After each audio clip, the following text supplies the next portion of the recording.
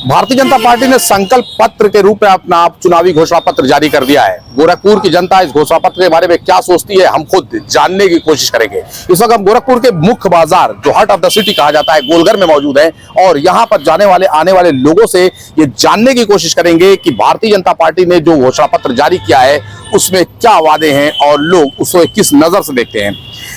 आपने घोषणा पत्र जारी होने के बाद उसे देखा होगा। भारतीय जनता पार्टी के घोषणा पत्र के बारे में क्या कहना चाहेंगे? अभी देखा ही नहीं, क्या बताएं। अच्छा, आपने देखा नहीं है, आपने सुना होगा। हाँ, सुना है जरूर कि भारतीय जनता पार्टी अभी तक की जो भी उसका घोषणा पत्र रहे हैं उन वादों को तमाम उसने पूरा किया है। हालांकि इस बार देखा जाए उस घोषणा पत्र में बेरोजगारी और महंगाई को लेकर ये दो कॉलम गायब हैं, बाकी तमाम विकास की बातें की जा रही है। और लेकिन महंगाई और बेरोजगारी जैसा जो अहम मुद्दा उससे बीजेपी कोसों दूर है। अच्छा, इसमें एक सबसे जो फोकस जिस पूरे घोषणा पत्र में जो किया गया है वो ये किया गया है कि मुफ्त राशन को ये कैरी फॉरवर्ड कर रहे हैं, आगे बढ़ा रहे हैं और 2029 तक के लिए ये कह रहे हैं कि मुफ्त राशन देते रहेंगे, जो 5 किलो समथिंग मिलता है। तो आप मानते हैं कि मुफ्त राशन देश को उन्नति की तरफ ले जा रहा है कि या वो लोगों को और मजबूर बना रहा है? देखिए, ये मुफ्त राशन जो कहीं ना कहीं लोगों को कमजोर कर रहा है, मजबूर बना रहा है।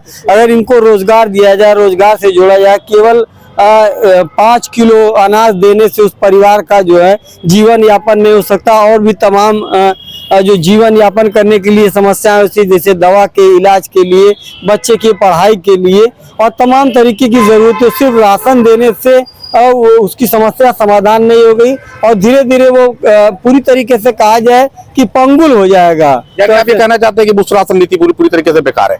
कुछ युवा भी हमारे साथ मौजूद है, युवा से मैं बात करूंगा। ये बताइए, युवाओं को लेके भी घोषणा पत्र में काफी कुछ भारतीय जनता पार्टी ने बताओ, युवा आप क्या चाहते हैं? मैं बस यही चाहता हूं कि सरकार जो वैकेंसियां निकल रही हैं उसमें कहीं ना कहीं लीक हो जा रही है, तो इस पे विशेष ध्यान दे सरकार और ये है कि ये जो युवा को रोजगार देने का काम करे।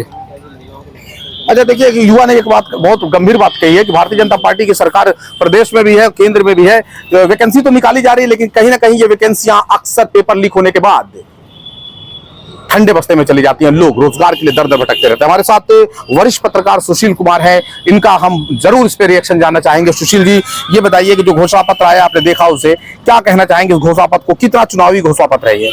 देखिए, एक बड़ा अच्छा हुआ है, जैसे पेपर लीक की बात हो रही है तो पेपर लीक को लेकर के ये लोग एक कानून बनाने जा रहे हैं कि पेपर लीक नियंत्रण को लेकर कानून बनेगा और साथ ही 70 साल से ज्यादा सभी बुजुर्गों को जो है आयुष्मान योजना से जोड़ा जाएगा। कामकाजी जो महिलाएं हैं उनके लिए एक हॉस्टल का निर्माण किया जाएगा। साथ ही जो अनाज की जो योजना थी फ्री राशन वाली, उसे और आगे बढ़ाया जाएगा 5 सालों तक। साथ ही जो महिलाएं हैं उन्हें जो है SSG सर्विस से जोड़ा जाएगा। तो इस तरह की तमाम जो घोषणा पत्र है, आप समझ सकते हैं कि भारतीय जनता पार्टी का जो ये घोषणा पत्र है वो निश्चित रूप से घोषणा पत्र बहुत सही है, बस ये है कि भारतीय जनता पार्टी उसे पूर्णतः ग्राउंड जीरो पे लागू कर दे।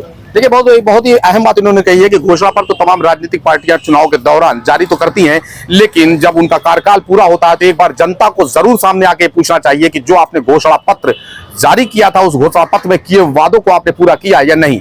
मौजूदा 2024 लोकसभा चुनाव में जो घोषणा पत्र आ रहा है, एक बार जरूर उस घोषणा पत्र 2023 से भी उसको मिलाकर, माफ करिएगा, घोषणा पत्र जो पहले इसके लोकसभा चुनाव हुआ था 2019 का, उस घोषणा पत्र से मिलाकर देखना चाहिए कि भारतीय जनता पार्टी या मौजूदा वक्त की सरकार ने अपने किए हुए वादों पर कितना खरे उतरे। प्रसाद लारी, गोरखपुर।